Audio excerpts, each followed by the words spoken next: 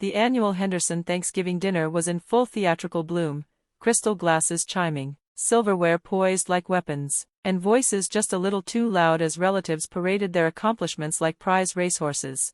I sat near the end of the long mahogany table, quietly dismantling a slice of turkey and doing my best to stay invisible. Then came the inevitable flourish. I closed the Peterson account, Bradley announced, adjusting his Hermès tie with the gravity of a man who just saved the global economy. Biggest deal in firm history. Uncle Richard beamed. That's my boy, just like his father, making the Henderson name proud. I took a slow sip of wine, recalling the confidential memo I'd read that morning. Peterson Industries was actively courting new firms. They weren't impressed by Bradley's outdated strategy. Madison, Aunt Martha's voice sliced through the room like cut glass. Still working as a secretary at that. What's the name of that little company? Executive assistant, I said, evenly. My actual title was several rungs above that at Quantum Dynamics. Oh, right, she waved one manicured hand, adorned with what looked like a small chandelier. Such a shame you didn't finish your MBA. Could have been something, like Bradley.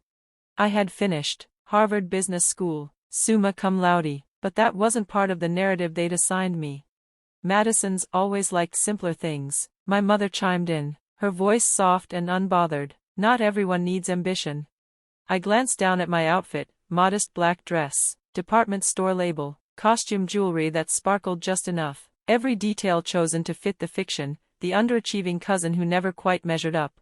How much does a secretary make these days? Ashley, the youngest, asked with a smirk. Can't be much, I mean. She gestured vaguely at my clothes. I manage, I replied, my phone buzzing under the table. The board vote on the Wilson Tech acquisition was due any minute. You know, Aunt Martha offered, Bradley's firm is always hiring support staff. He could help you get a real start. Bradley nodded magnanimously. Of course, maybe mailroom first, get your feet wet. I smiled faintly, picturing the org chart on my office wall. His firm was a tiny subsidiary in the merger pipeline, one of many dominoes in a deal I was orchestrating. The conversation shifted, as it always did, to the stars of the family, Jessica's private practice, Uncle Richard's law firm, the houses in Nantucket and Naples, the curated lives displayed like trophy cases. I knew this world well, grew up in it, learned early how they measured worth, through brands, bank accounts, and boarding schools, so when I started at the very bottom of Quantum Dynamics, as a literal executive assistant, they saw it as proof I'd settled. What they never saw was the plan. While they climbed ladders built by legacy, I was blueprinting my own, quietly learning the architecture of power from the inside out. While they celebrated job titles, I was building something too big to name. Madison, my mother said, her voice dragging me back, you are dating, aren't you? A nice accountant, maybe, someone to give you a better life? I thought of my penthouse over Central Park, the Aspen getaway, the private jet I used like most people used Uber. My life's just fine, Mom. Fine, she repeated, sighing. Bradley, now, he's marrying a partner's daughter, that's real strategy. His fiancée's boutique fitness brand was hemorrhaging money. I'd denied her loan request last week. Speaking of strategy, Uncle Richard boomed, I just joined the board at First National. That's where the real influence is. He wasn't wrong. First National was on life support, and my team was already discussing terms. Real business, Aunt Martha added, happens in boardrooms, not at secretarial desks. No offense, dear. None taken, I murmured, as my phone buzzed again. Board vote complete, acquisition approved. The board vote had to be in. I mean, really, Ashley went on, warming to the target. What do you even do all day? Fetch coffee, answer phones? I thought of the executive strategy meeting that morning, the multi-continent merger I'd brokered last quarter, the patents we now held that were reshaping the tech landscape. Something like that, I said, smiling faintly. Bradley leaned in, his voice dripping with faux concern. My firm works with some serious players, real powerhouses, not like your little tech startup. I tilted my head. Oh, you mean Peterson Industries? He blinked. How do you know about that? Just a guess, I said, they seem like your kind of client. Well, yes, he said, recovering poorly, we just closed a major deal with them, all very high level, strategic alignment stuff, you wouldn't understand. I nodded, knowing full well that Peterson would be announcing their new partnership with us tomorrow morning. Timing really is everything. Madison probably doesn't follow that kind of complex business talk, Aunt Martha added sweetly. She's more comfortable with simple things. My phone buzzed again, urgently. I should have stepped away, but watching this little performance unfold was too entertaining. Do you even have a retirement plan? My mother asked, frowning. Health insurance? What about your future? I thought of my stock portfolio, options alone worth more than everyone at this table combined, the company jet, the holding group I quietly controlled. I'm working on it, I said. Still, Aunt Martha scoffed. At your age, you should be more like Bradley. Bradley raised his glass with mock solemnity. Don't worry, cuz, someone's got to hold the phones. My phone buzzed again. I'd waited long enough. Excuse me, I said, standing. I have to take this. Work calls, even on holidays. My mother frowned. Surely they can survive a day without their secretary. I stepped into the hallway, finally checking the screen. 3 texts from my CFO. The Wilson Tech deal had gone through. $50 million. Done. I scrolled through contracts, press drafts, projections. Behind me, Bradley was still grandstanding. None of them noticed I was managing decisions that would ripple through global markets.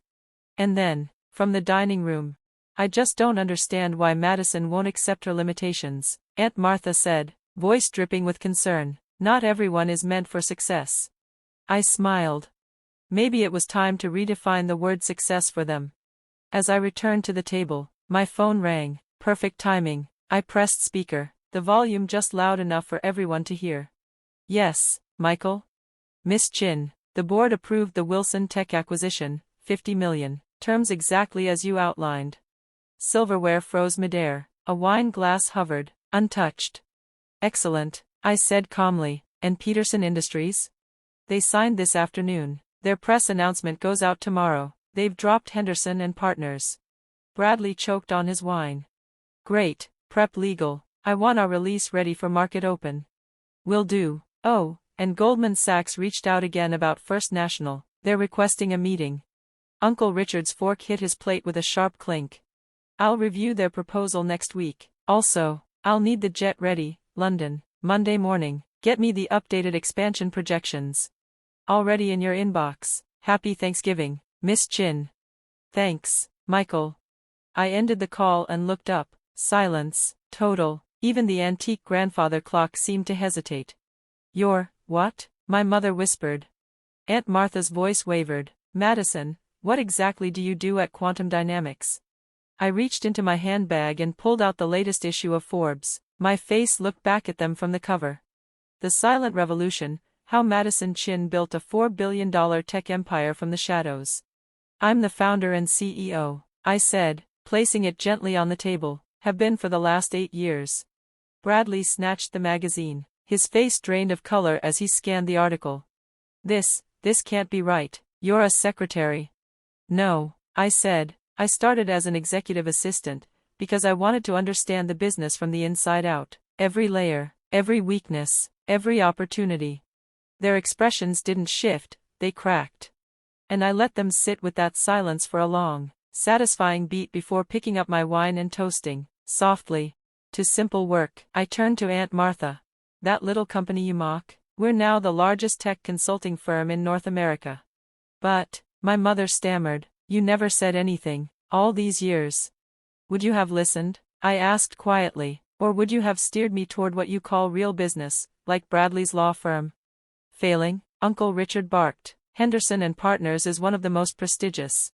And one of the most outdated. I cut in. Clients are leaving every quarter. Your overhead is unsustainable. Your biggest account is about to walk.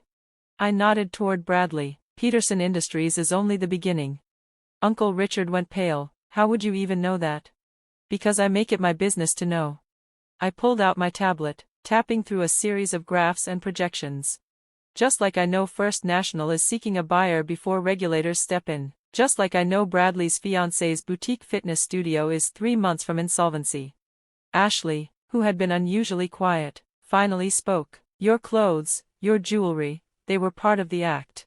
I gave a small nod. It's incredible what people will say when they think you're beneath them, what they'll reveal when they assume you're not a threat.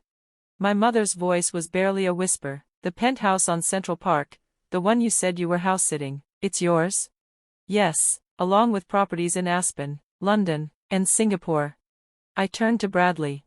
That biggest deal in the firm's history you bragged about, it wouldn't even cover my annual property taxes. The dining room exploded, questions, accusations, denials flying in every direction. I simply sat back and sipped my wine, watching them come undone.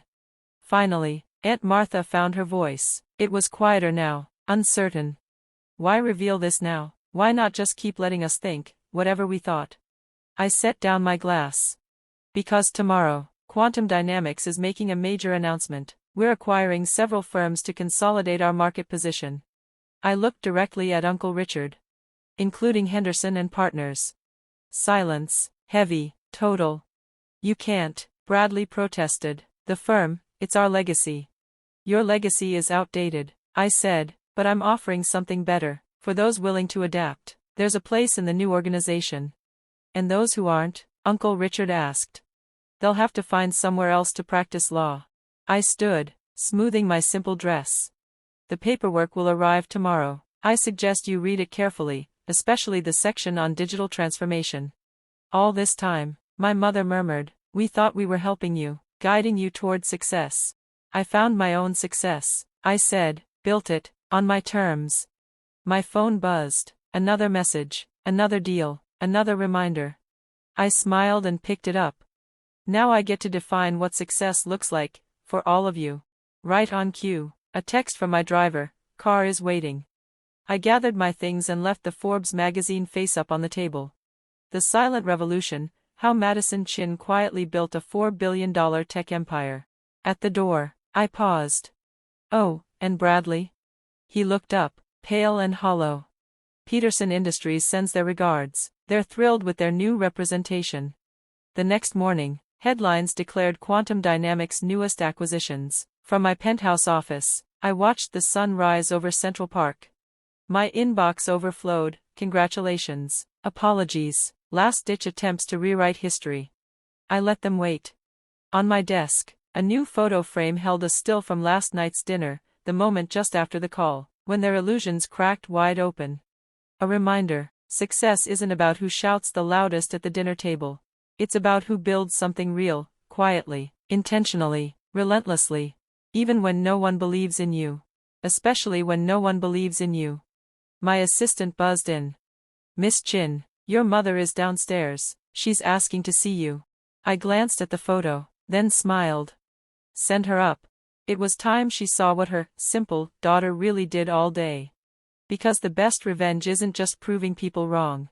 It's becoming so completely right, they have no choice but to recognize it. And I had done exactly that.